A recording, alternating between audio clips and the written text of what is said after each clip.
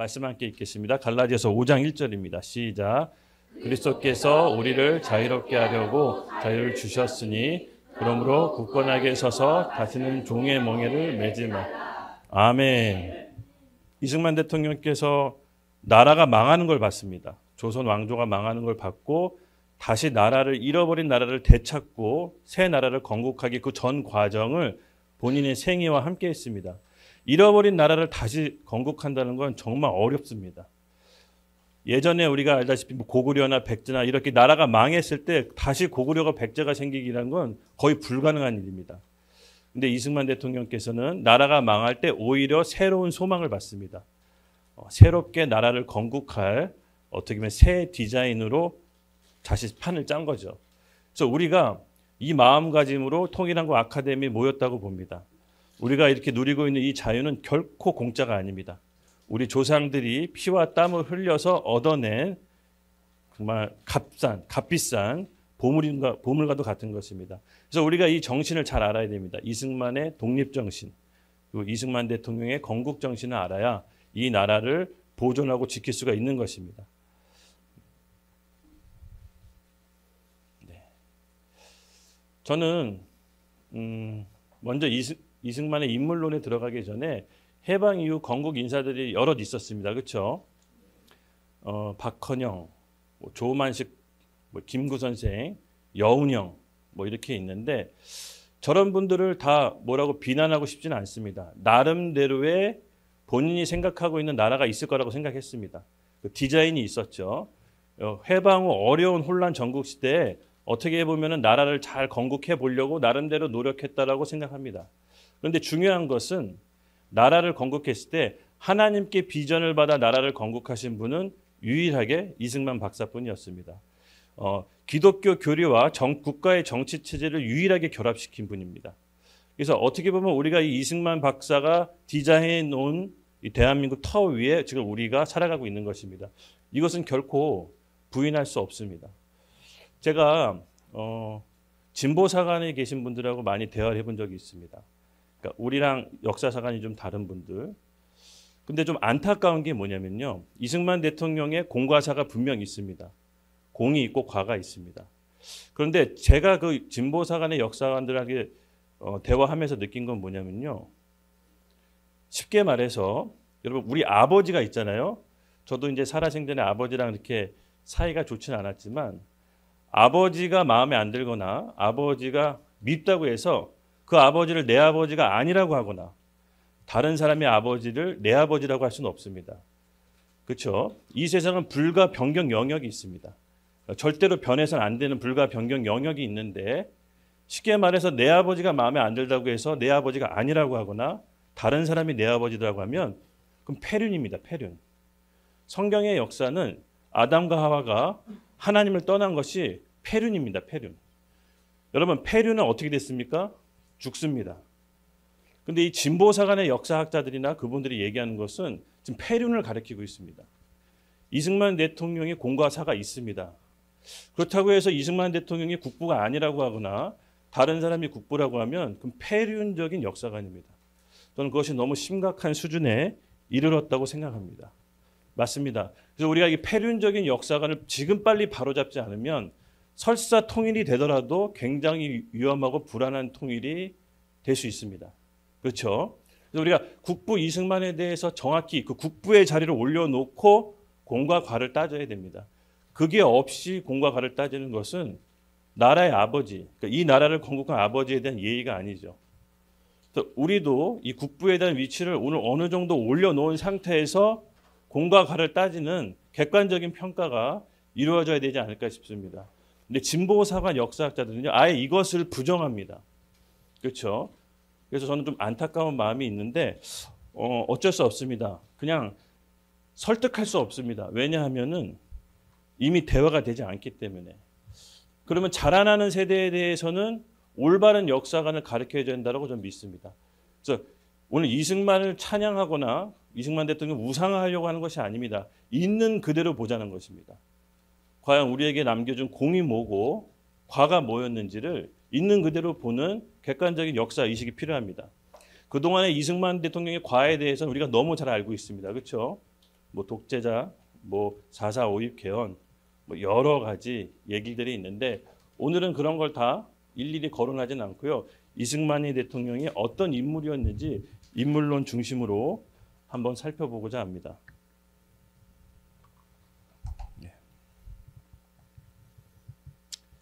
예, 국부 이승만 1875년에 태어나서 1965년에 생을 마감했습니다.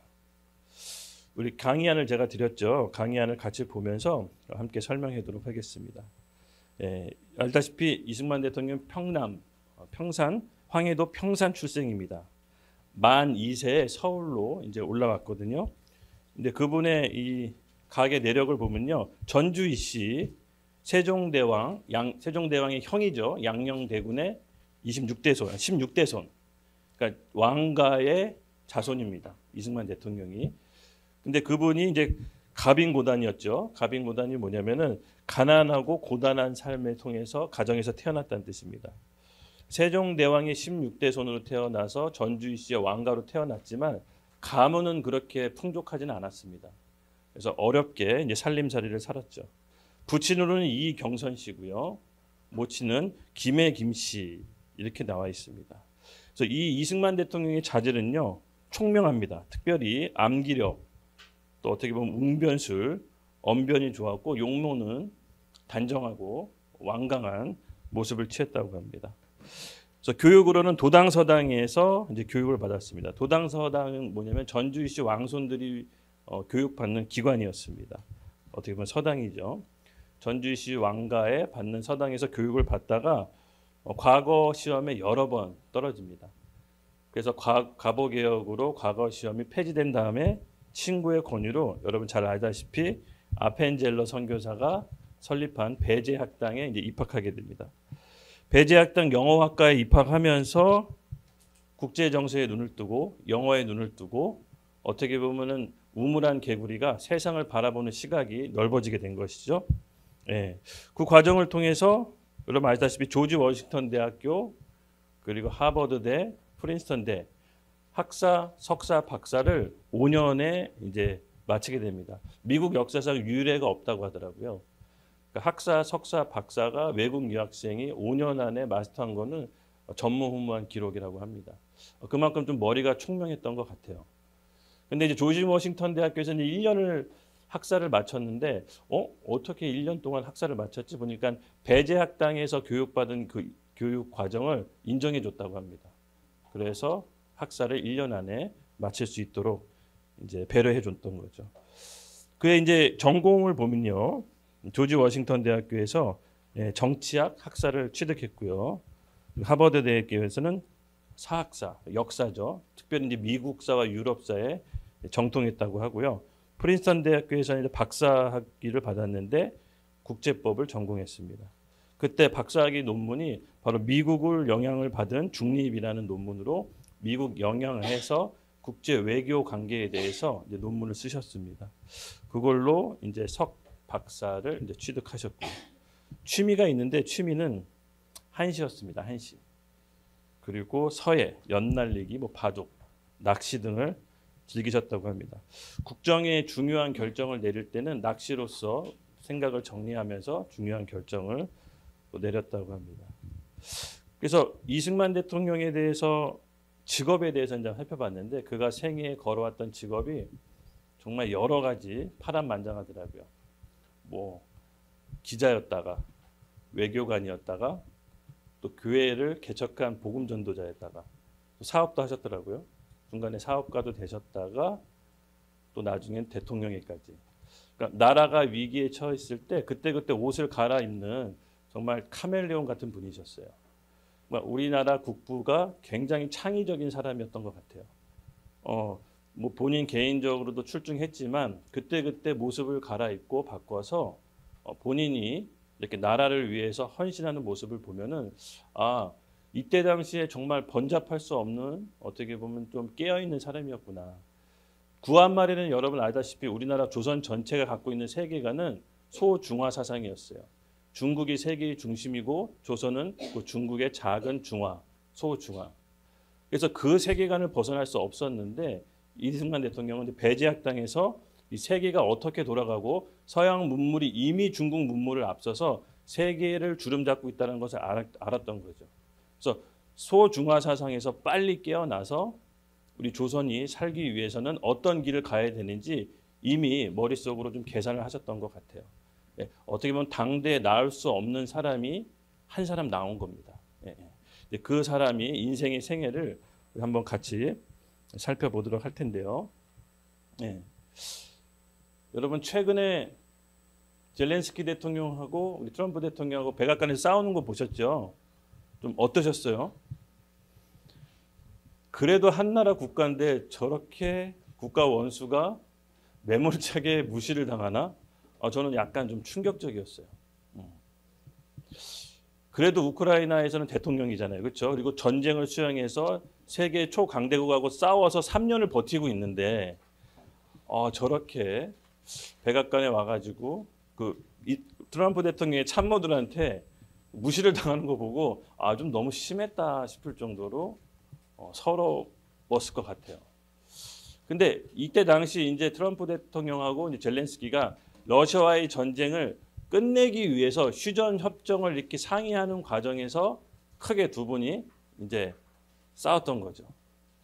그러면서 저는 약간 우리나라 한국 전쟁 이후에 이승만 대통령과 미국이 맺었던 한미 상호 방위 조약이 좀 생각이 났어요. 와, 진짜 우리한테는 천금 같은 어떻게 보면 기회를 마련한 건데 결국은 젤렌스키는 아무것도 얻지 못하고 갔어요.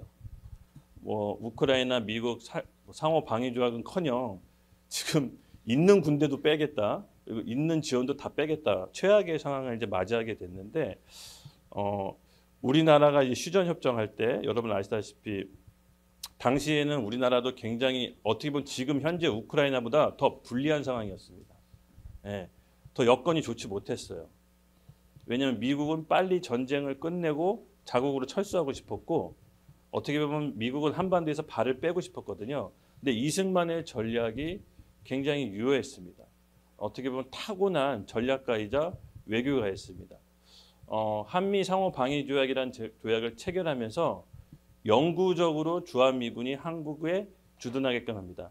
여러분 이것이 얼마나 큰 우리나라의 천금 같은 기회였냐면요. 이것을 통해서 안정적으로 경제 발전을 이룰 수가 있습니다. 세계 최강대국이 우리나라에 주둔한 것만으로도 투자나 경제 발전을 하기 위한 모든 기초가 여기서 마련되겠죠. 내가 내 돈을 투자하는데 안정적으로 정치 상황이 펼쳐지지 않으면 누가 외국 기업이 투자를 하겠습니까? 그래서 한미 상호방위 조약은 어떻게 보면 가장 세계에서 유례가 없는 불평등 조약입니다. 왜 그렇게 얘기하냐? 이 조항을 한번 읽어볼까요? 시작. 본 조약은 무기한으로 유효하다. 어느 당사국이든지 타 당사국에 통보한 후 1년 후에 본 조약을 종료시킬 수 있다. 뭐 이게 뭔가요? 할 수 있지만 여러분 그때 당시 6.25 당시 돌아가면 세계에서 가장 강하고 부유한 나라가 세계에서 가장 가난하고 없는 나라랑 조약을 맺는데 기한이 없어요. 무한대로 도와줘야 돼요. 저는 이 조약이 과연 있을 법한 일인가? 이 조약을 했을 때도 미 의회에서도 굉장히 말이 많았다고 합니다. 어떻게 그런 조약을 맺을 수 있느냐?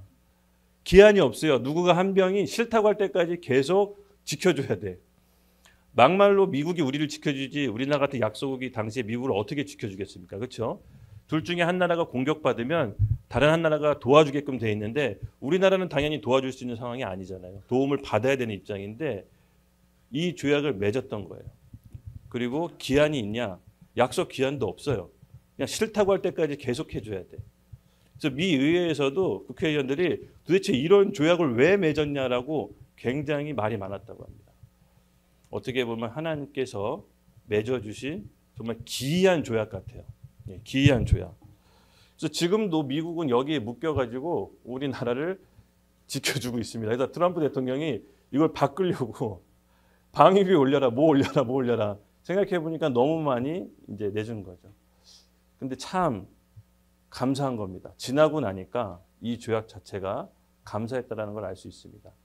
그리고 이 한미 상호 방위 조약을 맺고 양측 간의 군대가 했던 훈련 이름이 있는데 굉장히 독특합니다. 그 옛날에 나왔던 뉴스를 한번 잠깐 살짝 살펴볼게요. 뉴스 잠깐 보여주시죠. 스타트.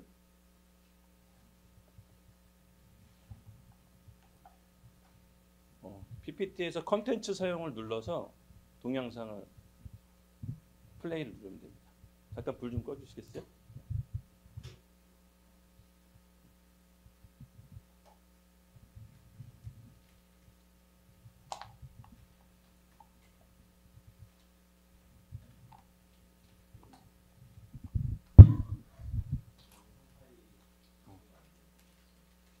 거기 PPT에서 컨텐츠 활용을 눌러볼래요? 컨텐츠 활용하면 동영상 재생 표시가 나올 거예요.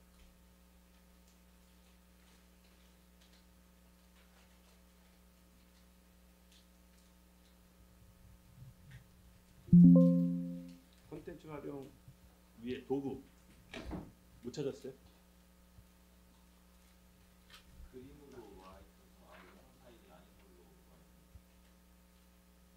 영상 파일을 보냈는데 거기 미리 보기 누르지 말고 컨텐츠 보기를 눌러야 돼요.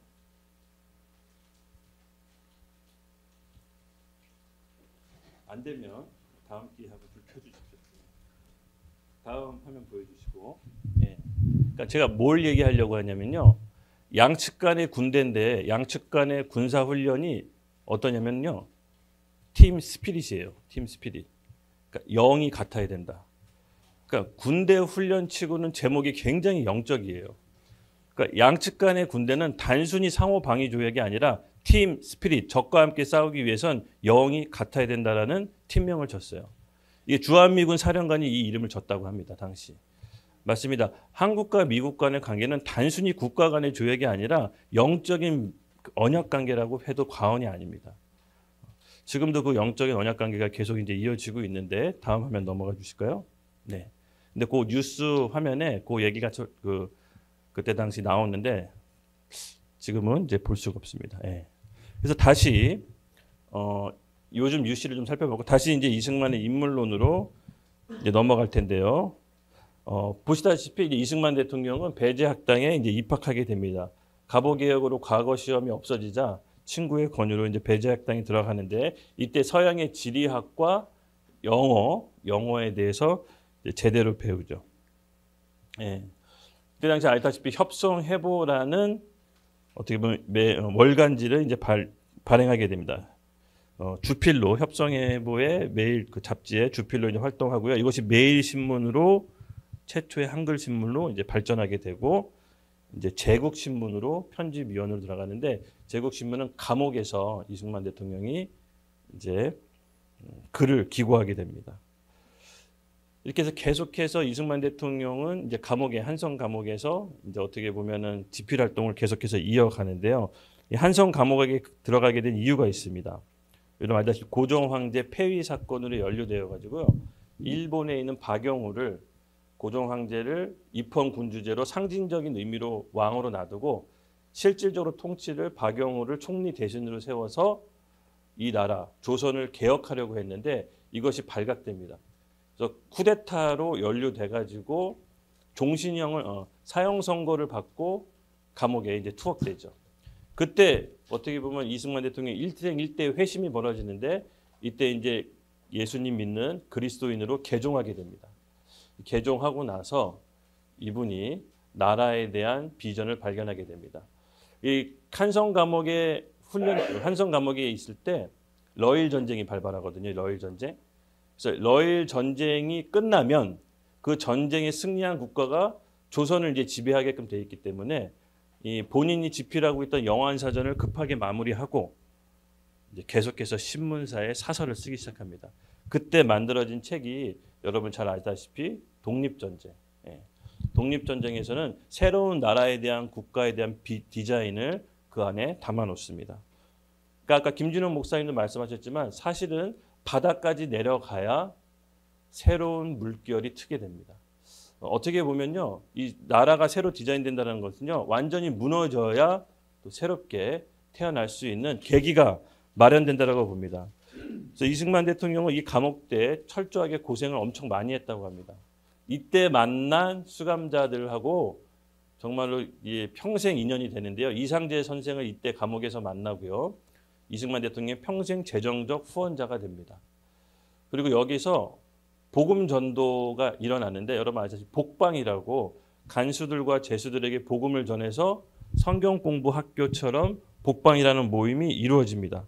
그때 이제 이승만 대통령이 복음을 전하고 성경을 가르치는 어떻게 보면 성경 공부 모임이 이제 감옥에서 일어나게 되죠.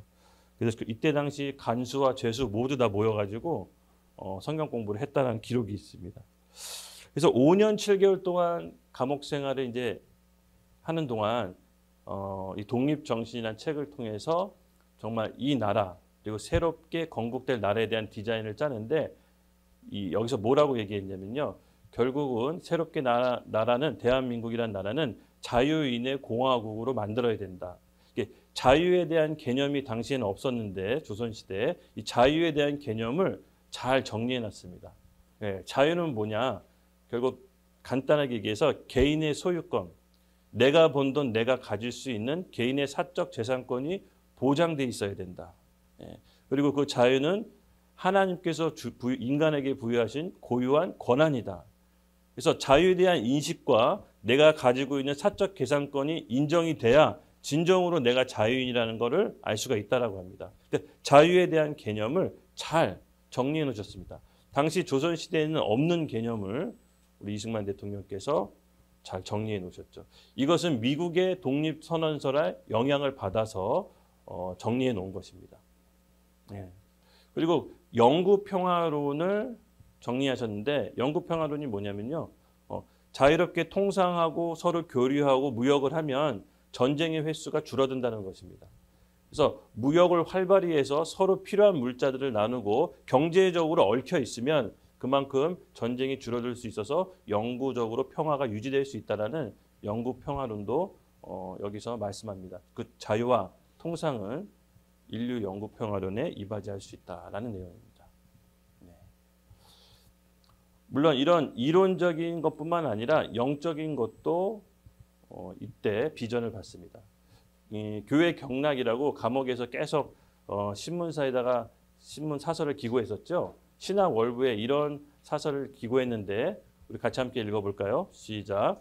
우리도 오늘부터 깨달아 우리 손으로 힘들여 나라를 영국, 미국같이 만들어 놓고 세계 각국에 대한 선교사를 파송하며 야만과 미개한 민족들을 전도할진대 우리의 나중 복도 크겠고 우리의 권리도 커지겠고 우리나라의 영광도 영국, 미국같이 드러날지라. 네, 맞습니다. 해방 후 혼란스러울 때 수많은 건국 인사들이 나름대로의 새로운 나라를 위해서 디자인하고 연구를 했지만 실질적으로 영적으로 하나님께 그 새로운 나라의 국가에 대한 어떻게 보면 비전, 계시를 받은 것은 이승만 대통령의 글로서 잘 나와 있습니다.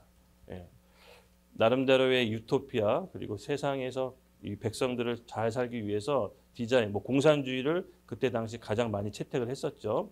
그러나 이승만 대통령은 기독 입국론이라고 해서 기독교 교리와 정치 체제를 결합시킵니다.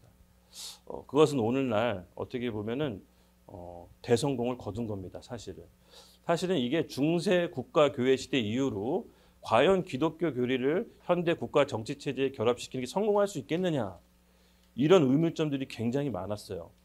저는 이제 역사신학을 석사에서 전공하고 있는데 지금도 기독교 국가가 가능하겠느냐라는 의문점이 계속해서 학자들 사이에 있습니다.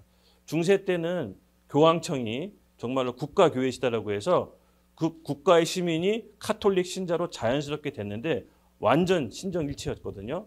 근데 오늘날 그게 가능할 거냐는데 비교적 가까운 날 우리가 살고 있는 이 대한민국이 거의 비슷하게 갔습니다.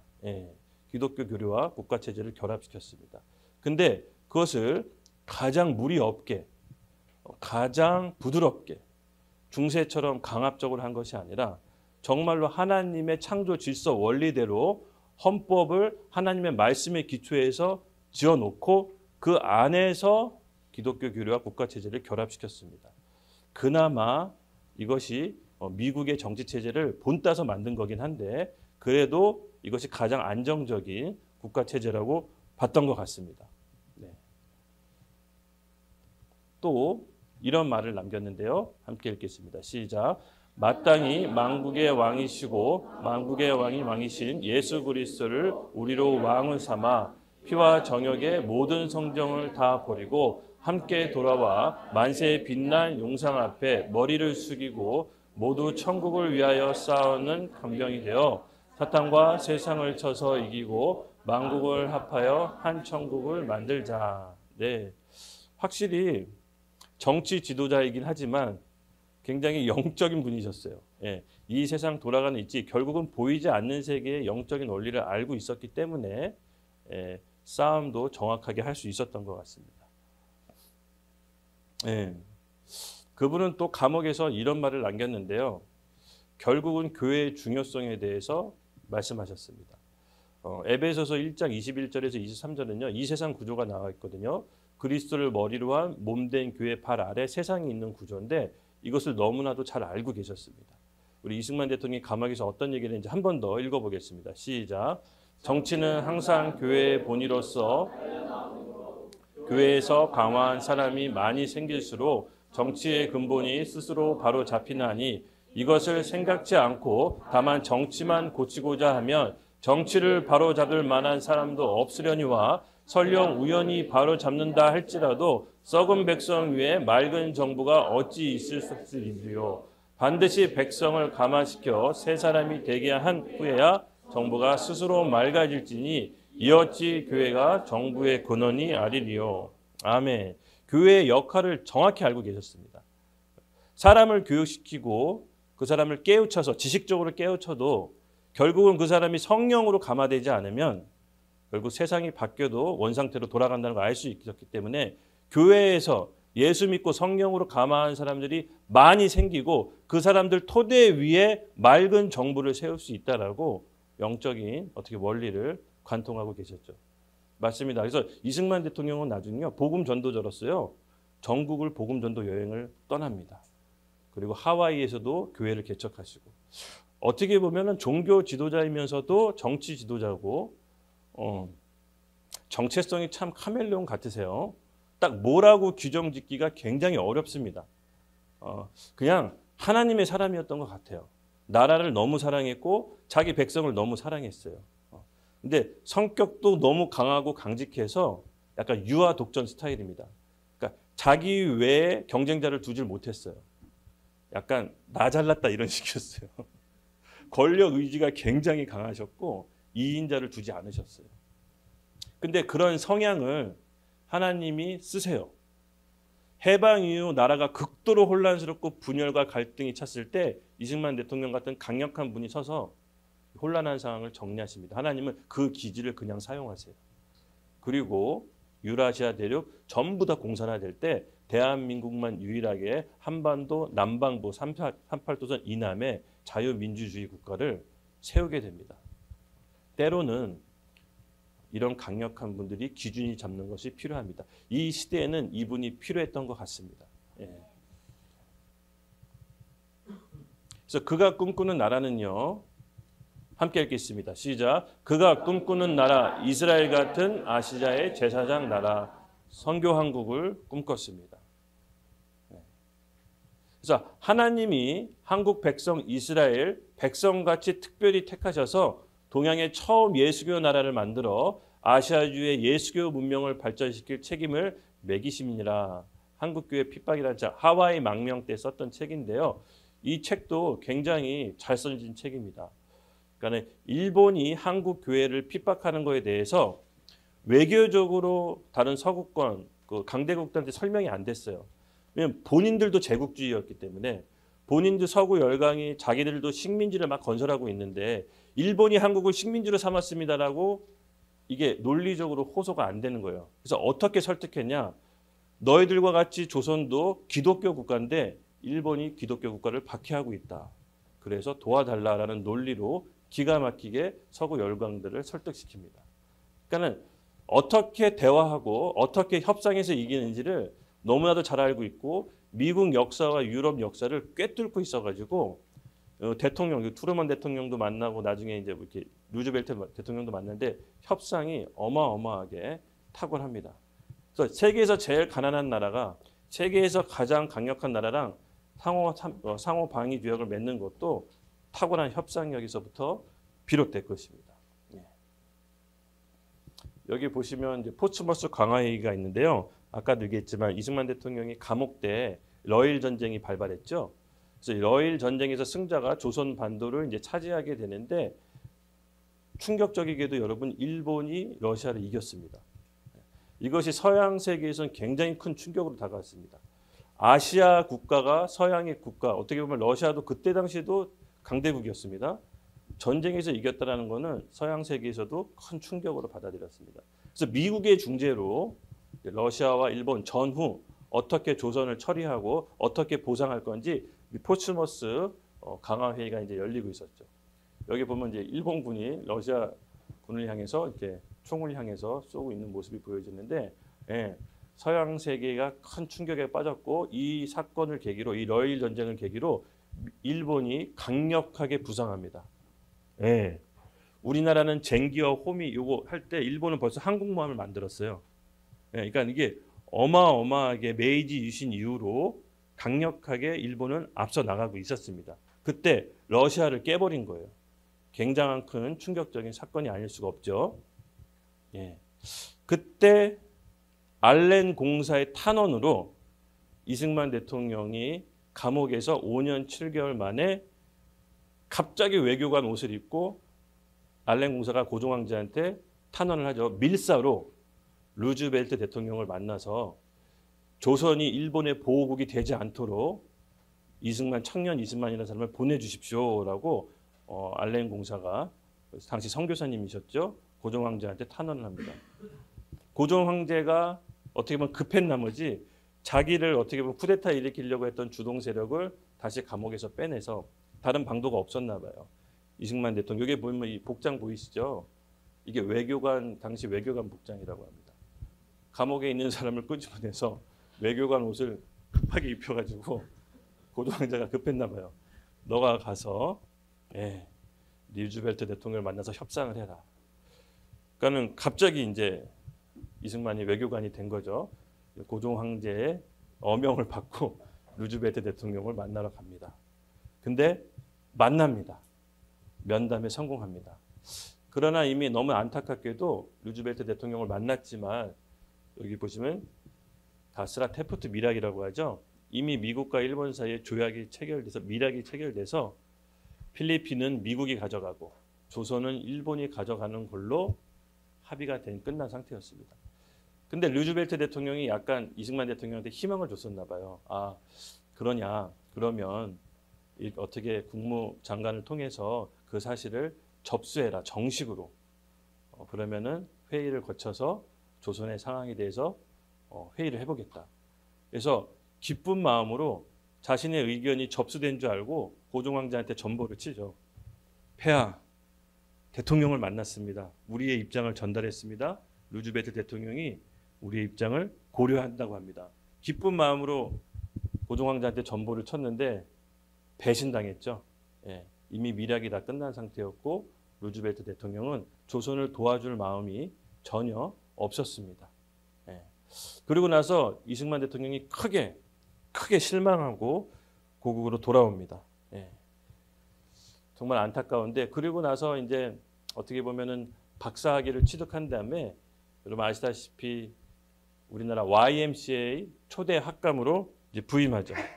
이때 이제 영적인 스승이 언더우드 선교사였습니다. 언더우드 선교사. 그 언더우드 선교사한테 이제 본인이 편지를 씁니다. 역시나 본인이 생각했을 때는 교육밖에는 답이 없다. 그리고 복음으로 빨리 이 백성들을 감화시켜야 된다는 본인의 옛 굳은 의지가 있었습니다. 그래서 언더우드 선교사한테 학감 자료를 내려놓는 편지를 보내고 걸어서 전국의 복음 전도 여행을 떠나는데요. 무려 3년간 복음만 전하러 전국을 다니십니다. 예. 본인의 생각이 확고했던 것 같아요. 어설프게 나라가 세워져서 다시 유지되느니 나는 복음을 전해서 이 사람들에게 성령으로 새롭게 만드는 게 더 빠르겠다라고 생각을 한 거죠. 근데 언더우드 선교사가 그를 받아들여요. 그리고 YMC 학감을 내려놓습니다. 그래서 그는 이제 어떻게 보면 재밌죠. 3년 동안 걸어서 자전거 타고 전국을 다니면서 복음 전도 여행을 떠나기 시작합니다. 조금 약간 낭만적인 사람이었던 것 같아요. 그리고 약간 상남자고 본인이 결심한 거를 그냥 그대로 해버리는 스타일입니다. 그래서 그 여정 가운데 38세 때요. 한 가지 큰 또 사건이 벌어집니다. 여러분 알다시피 백오인 사건, 데라우치 총독 암살 사건에 또 연루됩니다. 예. 당시 우리나라 조선 통감부 총독인 데라우치를 암살하는 사건에 105인이 이제 연루됐는데 그 중에 이승만 대통령이 또 연루가 됐죠. 그리고 나서 또 한 번 망명길에 오릅니다. 어디로 가냐? 여러분 잘 아시다시피 하와이로 망명길에 오릅니다. 하와이에 가서 이제 호놀룰루에서 아까도 얘기했지만 한국교회 핍박이라는 책을 저술하게 되는데요. 이 한국교회 핍박은요, 일본이 잘못한 것보다 조선이 잘한 점을 내가 밝히 드러내려고 한다라고 책 저술의 목적을 씁니다. 어떻게 보면은 이승만 대통령은 하와이 망명 기간 동안 자신이 못다 이룬 복음 전도의 꿈을 제대로 펼칩니다. 여기서 교회를 개척합니다. 하와이 교민들하고 같이 교회를 개척해서 그 교회를 통해서 또 한 번 교육 사업에 전심을 다합니다.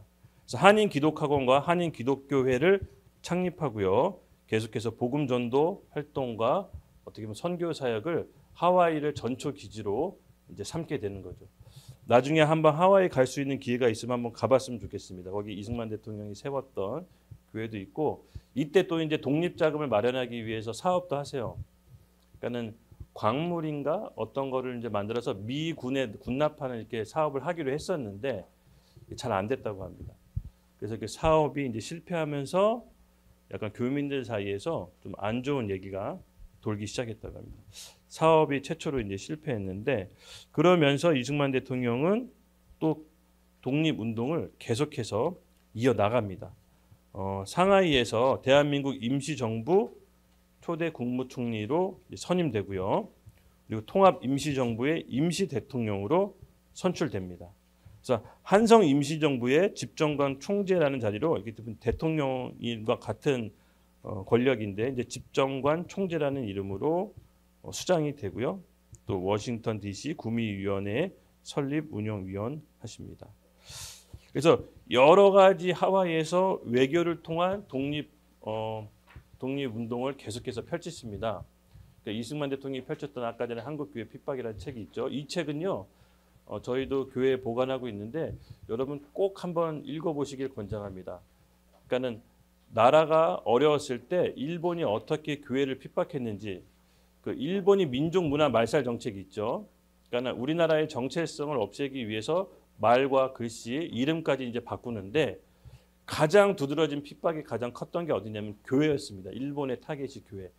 교회만 없으면 이 나라를 완전히 정체성을 바꿀 수 있다라고 생각했는데 교회를 핍박하면 핍박할수록 더 흥왕하는 얘기가 여기에 다 담겨져 있고 이것을 통해서 서구 열강들을 외교적으로 설득해 나갑니다. 굉장히 어떻게 보면 마지막 때 교회 핍박에 대해서 어떻게 우리가 살아가야 되는지 조금 약간 예지 뭐 이렇게 그런 느낌이 좀 있어요. 그래서 한번 읽어보시면 좋을 것 같아요. 네. 그리고 나서 이제 독립운동을 계속 펼치다가 3.1 운동에도 같이 가담하십니다. 여기 보면은 3.1 운동에 붙인 민족대표 33인 특이한 점은 불교, 천교도, 기독교 16명, 기독교인들이 16명이 모여서 조선 독립운동에 대한 선언문을 이제 낭독하게 되죠. 얼마 전에 우리도 이제 3.1 운동 지났지만은 이때 한성 임시정부로 세계 각지에 이게 흩어져 있던 임시정부가 하나로 통합됩니다. 그래서 한성 임시정부가 하나로 통합되면서 그 한성 임시정부의 대통령직을 이승만 대통령이 수행하게 됩니다. 그래서 이승만 대통령은 나라가 건국됐을 때 초대 대통령이기도 했지만 한성 임시정부의 또 초대 대통령으로도 역임하십니다. 그래서 한성 임시정부의 첫 외교문서가 있는데 주목해야 될 것인데 우리 같이 함께 읽어보도록 하겠습니다. 미국에 대한 호소문인데요. 함께 읽겠습니다. 시작. 미국을 향한 호소문, 미국 국민의 자유와 민주주의를 위하여 투쟁한 기독교와 인도주의를 보며 우리의 주장은 하나님과 사람의 율법에 떳떳하고 우리의 목표는 일본의 억압으로부터 면하여 자유를 회복해 아시아의 민주주의와 기독교의 전 세계 복음화가 미국의 입에 부합된다고 생각한다. 아멘. 한 나라가 물론 뭐 임시 정부긴 하지만 다른 나라의 외교 문서를 전할 때 이렇게 노골적으로 영적인 내용을 담아서 전달한다는 것 자체가 저한테는 좀 정말 새롭고 충격적이었어요. 보통 종교적인 색깔 띠지 않거든요. 그냥 우리나라의 정부의 태생 어떤 건지를 명확하게 잘 보여준 문서와도 같았습니다. 그러니까 임시 정부에 구성하시는 분들이 기독교인들이 다수였고 영적으로 미국이 우리나라를 도와주는 게 당신네들의 이익에도 부합하다. 예. 그냥 어떻게 보면은 그냥 영적으로 직격탄으로 얘기했던 것 같아요. 사실 외교 문서 이렇게 쓰기 쉽지 않거든요. 이렇게 썼다가는 굉장히 큰 신뢰입니다. 근데 당시에 뭐 우리나라가 임시정부이긴 했지만 우리나라의 정체성을 명확히 드러낸 문서 같아요. 예. 예, 보시면 프란체스카 여사랑 사진 찍은 게 있는데 프란체스카 여사는 두 번째 부인이죠. 예, 두 번째 부인. 원래 첫 번째 부인이 있었는데 이승만 대통령이 감옥에 갔을 때 이제 이혼하십니다. 이혼하고 원래 아들이 친아들이 있었는데 그 감옥에 이제 죽습니다. 아들도 죽고 이혼하고 이제 두 번째 프란체스카 여사인데 오스트리아 출신 유대인이라고 합니다. 근데 제가 보니까는 유대인은 모계를 따르잖아요. 유대인 그 종족은 자녀가 유대인이려면 엄마가 유대인이어야 됩니다. 근데 첫 번째 국모가 유대인, 오스트리아계 유대인인 거 봐서는 영적으로 우리나라가 이 유대인과 함께 하나님께서 영부인으로 맺어주신 게 아닌가. 그런 좀 상징적인 의미를 좀 발견하게 되었습니다. 이것은 뭐 개인적인 사담이긴 한데요. 그래서 어쨌든 이승만 대통령은 여기서 이제 두 번째 결혼을 하게 됩니다. 1934년 10월 8일 날 두 번째 결혼을 하게 되죠. 실질적으로 이제 프란체스카 여사의 그 성향이나 이걸 보면요, 이승만 대통령의 일거수일투족 하나하나 모든 걸 다 관여했다라고 합니다. 그래서 비서들이 좀 피곤할 정도로. 그래서 오로지 이승만 대통령 바라기였대요. 이승만 대통령의 기분 조금이라도 안 좋으면 비서관들을 막 혼냈다고 합니다. 그리고 조금이라도 기분 나쁘게 하면은 불러서 집합 걸어서 비서관들을 혼내키고. 그러니까 이승만 대통령이 국정 운영을 잘할 수 있도록 옆에서 비서 위에 비서라고 했을까요? 모든 걸 다 관여했다고 합니다. 그래서 비서관들이 굉장히 피곤했다라고 합니다. 네. 그리고 나서 여러분 잘 아시다시피 나라가 45년도에 갑작스럽게 해방됩니다. 어떻게 보면 우리나라의 해방은요, 우리나라 노력으로, 우리나라 의지로 해방한 것이 아니라 일본이 갑작스럽게 패망해서 얻어지는 광명과도 같은 것이었습니다. 예. 해방 후 우리나라의 상황은 굉장히 극도로 혼란스럽습니다. 예. 너무나 지금보다 더 혼란스럽고 더 어지러웠죠. 나라가 자칫 잘못하다가 공산국가로 갈 수 있는 절대절명의 위기였던 것입니다. 해방 후 남한 사람의 78%가 사회주의와 공산주의를 지지했습니다. 이거는 미 군정이 조사한 여론조사입니다. 그래서 우리나라 국민들한테 혹시 새로운 나라를 공산주의로 갔으면 좋겠습니까? 자유민주주의로 갔으면 좋겠습니까? 라고 설문조사했더니 대부분 78%, 거의 80% 가까운 숫자가 공산주의와 사회주의로 가겠다라고 했습니다. 예. 근데 이런 상황에 대해서 너무나도 잘 알고 있었던 이승만 대통령은 그렇게 가지 않았죠. 동구권, 예를 들어서 좌우합작 연립 정부는 반드시 공산화로 가게 돼 있습니다. 그건 역사가 말해주는 답입니다. 그래서 공구권에 여러분 그때 당시 불가리아, 헝가리, 체코, 유고들이 처음엔 다 2차 대전 끝나고 좌우합작 연립 정부로 갔어요. 근데 결국은 좌우합작 연립 정부로 간 국가들 모두 공산주의로 갔습니다. 이때 우리나라가 해방됐을 때 신탁 반탁, 지금으로 따지면 탄핵 찬성, 탄핵 방대처럼 나라가 두 쪽으로 극명하게 갈라졌어요. 한쪽은 신탁하자, 소련과 북쪽은 소련, 남쪽은 미군에 의해서 신탁 통치를 받자. 한쪽은 신탁 통치는 절대 안 된다. 뭐 매일같이 데모하고 시위하고, 이게 너무나도 혼란스러웠거든요. 근데 잘 몰랐어요. 국제 정세가 어떻게 돌아가고 좌우 연립 정부가 왜 위험한지에 대해서 잘 모르고 있는데 이승만 대통령은 정확하게 간파하고 있었어요. 좌우 합작은 분명히 공산화로 가는 길이기 때문에 절대 용납될 수가 없었죠. 그래서 한국 전쟁이 어떻게 발발하기 전에는 미국이 빨리 좌우합작 연립 정부를 세워놓고 빠지길 원했어요. 미국은 크게 관여하고 싶어하지 않았어요. 근데 미국을 붙잡은 사람이 누구냐면 이승만 대통령이었어요. 예. 2차 대전이 끝나고 미국과 소련이 이렇게 협의를 했어요. 예. 미소 합작 정책이 있는데 미국과 소련은요 어떤 협의를 했냐면요 남한과 북한이 일정 기간의 군정을 거친 다음에 둘이 연립 정부를 만들어서 알아서 하게끔 하자. 예. 이것이 미소가 그 합의를 했는데 소련은 그렇지 않았죠. 소련은 꿍꿍이 속에 있었어요. 예. 1946년 2월 8일에요 북조선 임시위원회를 먼저 발족시킵니다.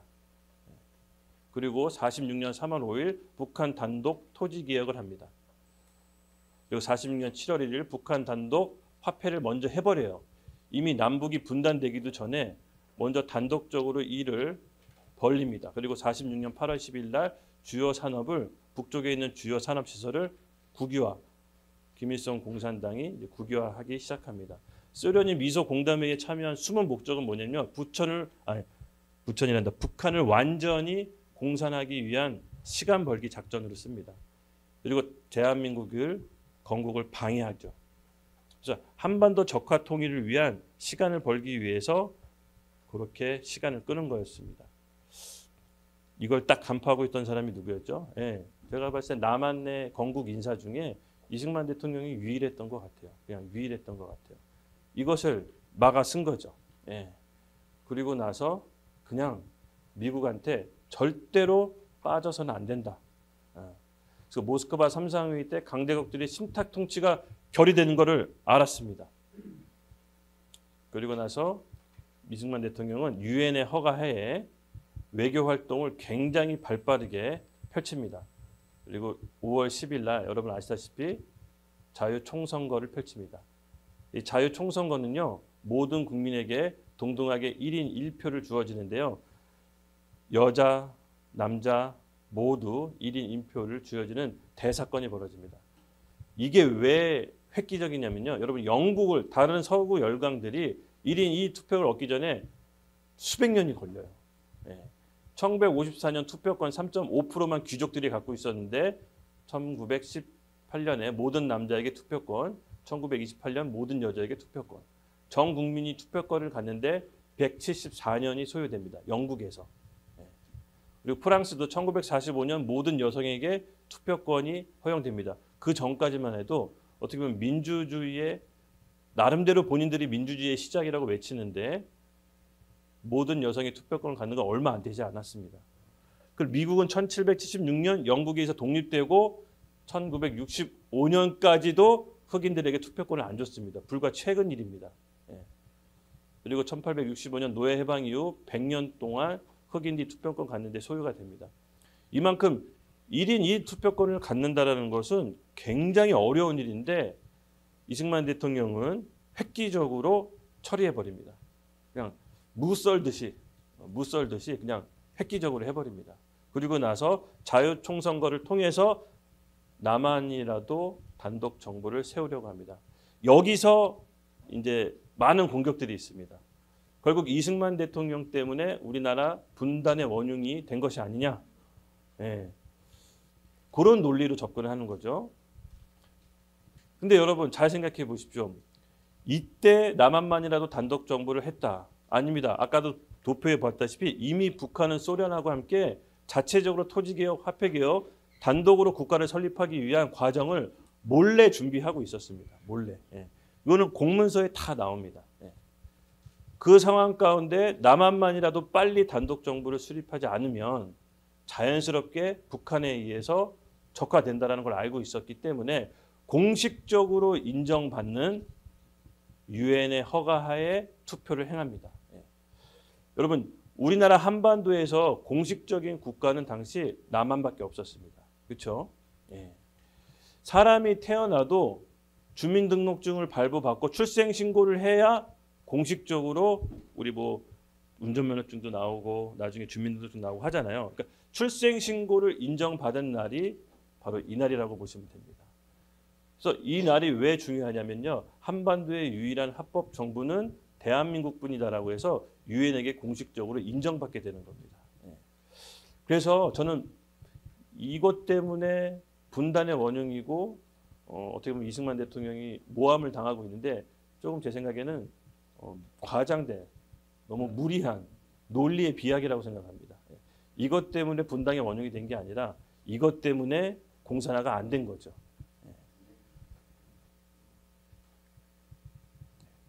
그리고 1948년 5월 31일 재헌국회가 아시다시피 선포됩니다. 재헌국회 아시다시피 여러분 나라를 우리나라가 하나님께 먼저 드리는 기도문을 읽고 재헌국회가 시작되죠. 네. 나라가 시작하는 데 있어서 헌법이 만들어지는 데 있어서 하나님께 우리 나라를 드리고 시작하는 국가는 그렇게 많지가 않습니다.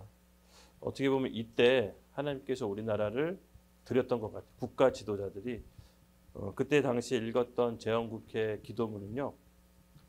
따로 제가 이제 뭐 여기서 나오진 이렇게 갖고 오진 않았습니다. 찾아보면 자료가 다 있기 때문에 한번 관심 있게 읽어보시기 바랍니다. 그리고 1948년 7월 17일 재헌헌법을 공포합니다. 드디어 헌법을 공포하게 되고 나라가 갖추어지기 위한 기본 세팅이 골격이 이제 만들어집니다. 그리고 난 다음에 아시다시피 1948년 8월 15일 대한민국이 건국됩니다. 할렐루야. 네. 그래서 1948년 8월 15일 대한민국이 건국이 수립됐는데 논란이 많아요. 사람으로 따지면은 생일인데 1919년 임시정부 수립일로 나라의 건국일로 보는 사람들도 있습니다. 여러분 어떤 것 같아요?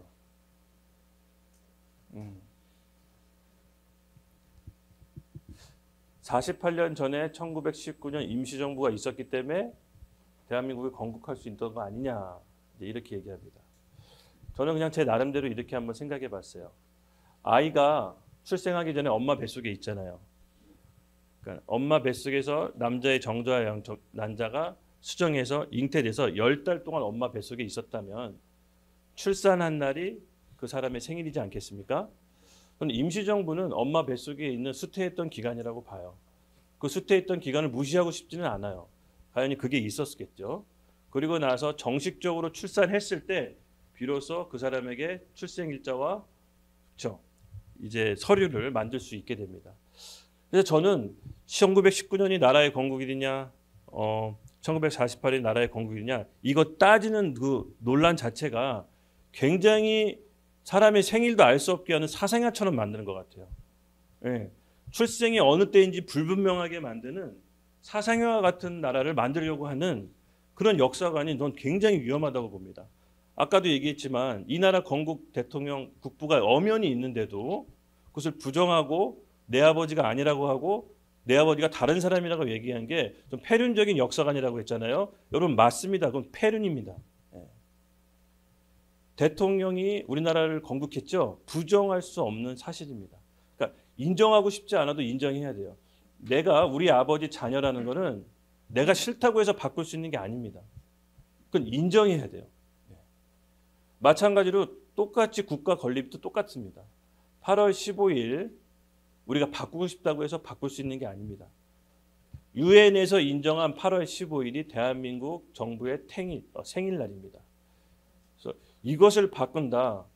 언제 태어난지도 모르는 사상화로 우리 스스로를 정체성을 굉장히 혼란스럽게 만드는 것을 저는 굉장히 위험한 시도라고 봅니다. 그래서 이 기본적인 역사관이 우리가 갖고 있지 않으면 사실은 대한민국 안에 있어도 굉장히 스스로 혼란스럽게 살아가는 게 저는 우리 국민이 될 수 있다고 봅니다. 우리가 통일을 앞두고 있습니다. 그렇죠? 저는 이 통일이 반드시 자유민주주의 체제와 시장 경제 원리로 이루어져야 된다고 봅니다. 그러기 위해서는 교회의 역할이 너무나도 중요합니다. 아까 이승만 대통령이 그랬죠. 설사 우연히 국가가 잘 생기더라도 백성이 성령으로 감화되지 않으면 오래 갈 수 없다고 합니다. 저는 우리나라 특히 한국 교회가 바로 이 역할을 해야 된다고 봅니다. 저는 교회가 역사 교육을 해야 된다고 믿는 사람 중에 하나입니다. 왜냐? 우리나라는요 교회사입니다. 우리나라가 태어나고 건국되고 그 모든 정 과정이 저는 교회사라고 보기 때문에 이것은 교회가 이 역사 교육을 해야 된다라고 믿는 사람 중에 하나입니다. 그래서 여러분 누군가가 우리나라 건국일이 며칠이냐고 물어보면 당당하게 1948년 8월 15일이라고 얘기할 줄 알아야 됩니다. 여러분 누가 생일이라고 물어보면 그 생일날 얘기하잖아요. 그렇죠? 거기에 대해서 혼란스러워할 사람은 없습니다. 뭐 양력, 음력 갖고 좀 혼란스러울 수 있겠지만 기본적으로 생일 갖고 혼란스러워하지 않습니다. 근데 국가가 태어난 생일날을 혼란스럽게 한다. 저는 이것은 반국가 세력이라고 봅니다. 반국가 세력이라고 봅니다. 이 나라의 존재 자체를 부정하려고 하는 그런 시도가 역사 교육에서부터 스며들고 있었습니다. 아주 오래전부터. 그 얘기를 하자면 또 너무 기니까. 그래서 정말 기가 막히게 나라가 건국됩니다. 1948년도 8월 15일 대학 취임 선서를 한번 읽어볼까요? 네, 한번 쫙 읽어주십시오. 함께 읽겠습니다. 시작. 우리 민족을 사랑하사 대한민국을 탄생시킨 살아계신 하나님과 천만 문구 앞에서 맹세합니다. 시민연설 때 하나님이 우리에게 주신 세가지 자유를 되찾자. 개인의 자유, 공동체의 자유, 세상 모두로부터의 자유, 대한민국을 하나님이 부여한 자유의 권리를 받는 자유인의 공화국으로 선포. 민족교리와 국가 정치 체계를 결합시킨 최초의 한국인. 예. 지금 보면 뭐 그 당시 그랬구나 이렇게 넘어갈 수 있는데 볼 때마다 너무 획기적인 것 같아요. 그러니까 너무 신기해요. 어떻게 이런 생각을 해서 혼자 밀어붙여서 우리나라를 이렇게 지켰을까? 예. 맞습니다. 취임 선서라고 하기에는 민망할 정도로 설교를 하셨어요. 설교. 원래는 이승만 대통령이 정치 지도자 전에 목사하고 싶어 하셨잖아요. 그렇죠? 감리교 출신이시고 목사가 꿈이었는데 하나님의 부르심의 소망이 이제 대통령 쪽으로 갔는데 하나님께서 우리에게 주신 세 가지 자유가 있는데 이 자유가 뭔지 분명히 알아야 된다. 무슨 자유? 죄에서의 자유, 율법에서의 자유, 세상 권위로부터의 자유. 세상 권위부터의 자유는요. 이 세상의 흑암의 권위자 사단을 얘기하는데 그 사단으로부터 우리의 영적인 자유를 얘기하는 겁니다. 그래서 이 자유인의 공화국이라고 선포합니다. 우리나라 최초의 자유인이 바로 이승만 대통령이라고 해도 과언이 아닌데요. 자유에 대한 개념을 백성들에게 알려준 겁니다. 아까도 얘기했지만 그 자유는 누가 주신 거다? 하나님이 부여하신 고유한 천부 인권이다. 그래서 국가나 개인이 누가 함부로 그 자유를 침해할 수 없도록 헌법에 저장해 놓고 모든 종교의 자유를 허용했습니다. 이것이 여러분 너무나 획기적입니다. 남북한을 보면 극명하게 나타날 수 있습니다. 그렇죠? 북한도 표면적으로는 종교의 자유가 있다고 하지만 종교의 자유가 없습니다. 김일성 유일 독재 우상 숭배 체제인 것입니다. 근데 우리나라는 감사하게도 국부 이승만 대통령의 어떻게 보면은 고집, 그의 성품, 그의 성향을 하나님이 그대로 쓰셔서 대한민국을 지켜내서 세계 선교의 유업을 이어가게끔 계속해서 은혜를 베풀어 주셨습니다. 저는 이게 은혜인 것 같아요. 은혜. 그러면 우리가 마땅히 해야 될 일, 그 다음 사명이 있지 않겠습니까? 건국은 아직 끝나지 않았습니다. 이승만 대통령의 건국은 지금 한반도 이 남쪽에만 미쳤습니다. 우리의 나머지 건국은 한반도 이북 5도에까지 미쳐져야 저는 건국이 완성된다고 봅니다. 그래서 우리가 통일한국 아카데미를 하는 이유가 바로 그것입니다. 건국을 완성하기 위해서 이승만의 독립정신을 계승해서 나머지 잃어버린 우리 동포와 이북 5도를 되찾는 게 우리의 사명이자 마지막 건국의 완성인 것입니다. 우리가 함께 모여서 기도하고 예배드리고 통일한국 아카데미를 하는 이유가 바로 여기에 있는 것이죠. 네. 여기 보시면 이승만 대통령의 84 생신 때 대형 초상화와 이제 동대문 운동장인데 매스 게임을 합니다. 아시다시피 이승만 대통령을 살펴보면요. 마지막 말년은 좀 굉장히 비참합니다. 예, 비참해요. 건국 대통령이라고 하기에는 좀 비참한 말로를 걷습니다. 여러분 아시다시피 자유당의 어떻게 보면은 그 횡포 이승만 대통령을 내려올 수 없는 호랑이 등에 태워서 너무 고령인 나머지 바깥 세상이 어떻게 돌아가는지를 잘 알 수가 없었습니다. 이게 뭐냐면요. 84살 생일 잔치 때 매스 게임을 해요. 그러니까 김일성 뭐 종합운동장에 김일성 그 5.16 경기장인가요? 5.16 경기 거기서 이제 매스 게임 하듯이 그렇게 해요. 그리고 이승만 대통령을 약간 우상화를 해요. 우상화를 하면서 이승만 대통령을 붙잡고 자유당 정권을 유지하려고 하는 그 정치 세력들이 굉장히 이제 부패하게 됩니다. 그렇게 부패하면서 나중에 부정선거까지 벌어지죠. 근데 그 부정선거는 대통령에 대한 부정선거가 아니라 부통령 이기붕 씨에 대한 부정선거였어요. 이미 대통령은 확정된 상태였고 부통령끼리 선거였는데 그 부통령에 대한 부정선거가 터져버린 거죠. 그리고 나서 이승만 대통령이 깜짝 놀랍니다. 바깥에 대통령 하야를 외치는데 무슨 일이냐 참모들에게 물었더니 참모들이 다 대답을 잘 안 해요. 참모들이 잘 안 알려요.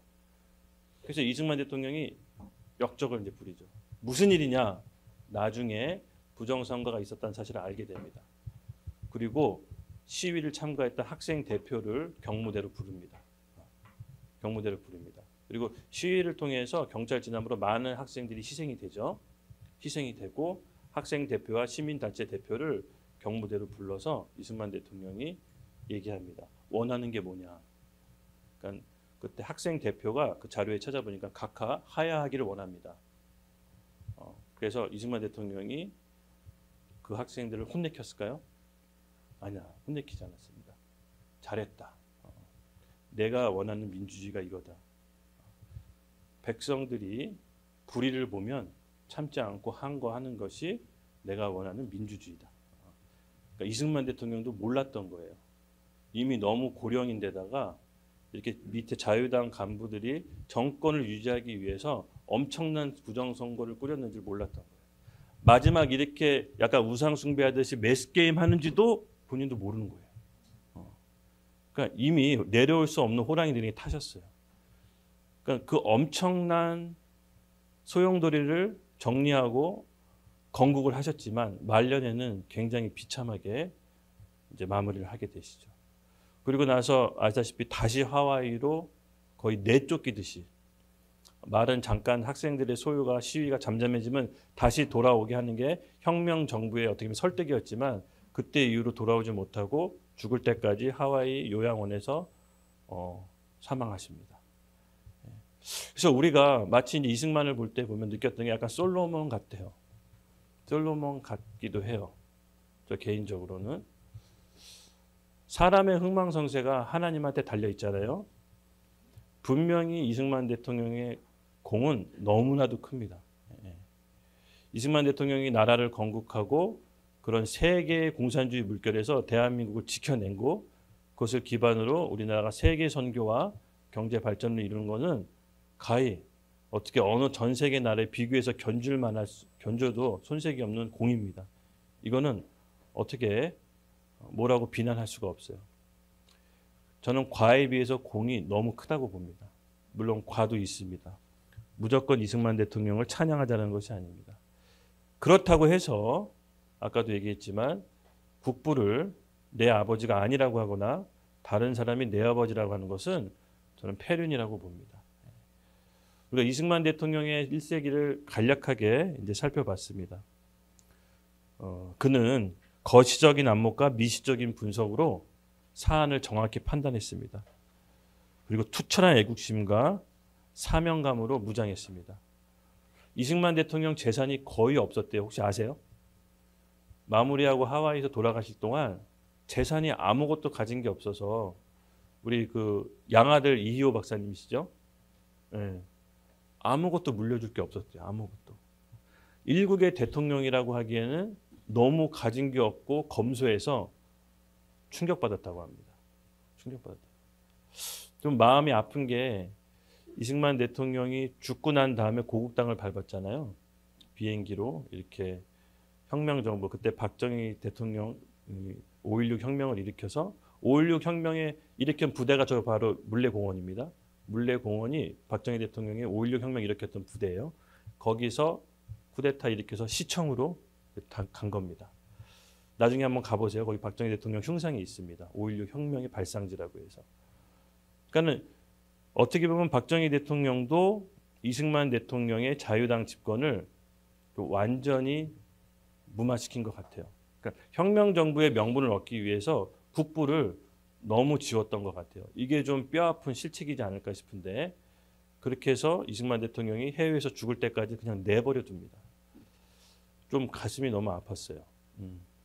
좀 이따가 우리 이승만 대통령 동작동 국립묘지에 가서 함께 볼 텐데 여러분 거기에 보면 이승만 대통령의 일대기와 업적들이 비석에 이제 쓰여 있습니다. 예. 우리가 이제라도 더 늦기 전이라도 통일이 임박한 이때 국부를 국부의 자리로 원위치해 놓는 작업이 우리에겐 필요합니다. 예. 일단은 원위치해 놓고 욕할 땐 욕하자고요. 예. 저는 그게 맞다라고 봅니다. 최소한의 인간의 도리라고 봅니다. 그래서 우리가 이승만 대통령의 총편을 내리면 여기 나와 있습니다. 일당백입니다. 예. 카리스마가 엄청났고요. 뭐 권력 의지가 대단하셨습니다. 예. 권력을 한번 잡아야겠다 마음 먹으면 절대 양보하지 않는 좀 우리 중에 그런 권력 의지 가져서 대통령이 될 사람이 나왔으면 좋겠습니다. 권력 의지 있으세요? 할렐루야. 아멘. 축하합니다. 네. 여기 이승만 대통령의 권력 의지는 세상적인 권력 의지랑은 다릅니다. 그러니까 하나님이 주신 사명감이 더 컸던 거죠. 사명감. 그래서 이승만을 이제 가까이서 살펴본 외국인 지도자들의 인물평이 있습니다. 예, 우리 미팔군 사령관 벤플리트 대장이 뭐라고 얘기했냐면 제가 읽겠습니다. 그는 그의 몸무게만큼의 다이아몬드와 같은 존재다. 예. 다이아몬드 몸무게가 몇 킬로인지 모르겠지만 대략 한 뭐 60킬로라고 하시면 60킬로짜리 다이아몬드 같다. 뭐 이런 얘기 하신 것 같아요. 예. 그리고 그는 우리 시대의 가장 위대한 사상가이자 학자, 정치가 및 애국자 중에 한 사람이다. 예, 벤플리트 장군이 또 이렇게 얘기한 거죠. 그리고 그는 확실히 내가 본 한국인들 중에 가장 영특하고 고령임에도 불구하고 누구보다도 월등하고 뛰어난 인물이다. 영국의 국무상이 그렇게 얘기했다고 합니다. 또 그는 내가 아는 신사들 가운데 가장 점잖고 독실한 크리스찬 중에 한 분이다. 네, 해리스 목사가 이렇게 얘기했습니다. 네, 여러 가지 이승만 대통령에 대한 인물에 대한 평가가 지금도 많이 갈려져 있습니다. 여러분은 국부 이승만 대통령에 대해서 어떻게 생각하십니까? 저는 한마디로 오늘 강의의 총편을 내리자면요. 이렇게 얘기하고 있습니다. 나라의 아버지다. 오늘 그 위치에 제대로 돌려놔야 된다. 그게 우리들 국민들 사이에서 이루어지지 않으면 저는 페루나 국민들을 계속해서 만드는 것과 같다고 봅니다. 여러분 우리가 함께 모여서 이렇게 예배드리고 오늘 이승만 대통령에 대해서 강의를 들었는데 오늘 같이 이승만 대통령 국립묘지에 갔을 때 우리 마음속에 국부의 자리로 다시 원위치해 놓는 귀한 시간이 되기를 예수님의 이름으로 축복합니다. 기도하고 잠깐 질문을 좀 받도록 하겠습니다. 기도하겠습니다. 하나님 감사합니다. 시대가 어지럽고 혼란스럽습니다. 정말 기준을 어디다 둬야 될지 찾기가 정말 어렵습니다. 정말 이 어렵고 혼란한 이 과거 우리 해방 후 전국 속에서 이승만 대통령과 같은 국부를 통해서 자유민주주의 체제와 또 우리나라 시장 경제 원리를 지키고 또 세계 선교를 이룰 수 있는 선교 한국을 만들었듯이 오늘 우리가 통일로 가는 이 발걸음이 어지럽고 혼란 가운데 정말 새 시대와 새 나라를 꿈꾸는 다음 세대들을 일으켜 주시옵소서. 새 부대와 새 수를 일으키셔서 통일을 준비할 수 있는 거룩한 세대들로 이 통일한국 아카데미를 사용하여 주시옵소서. 하나님께 감사드립니다. 예수님의 이름으로 기도드렸습니다. 아멘.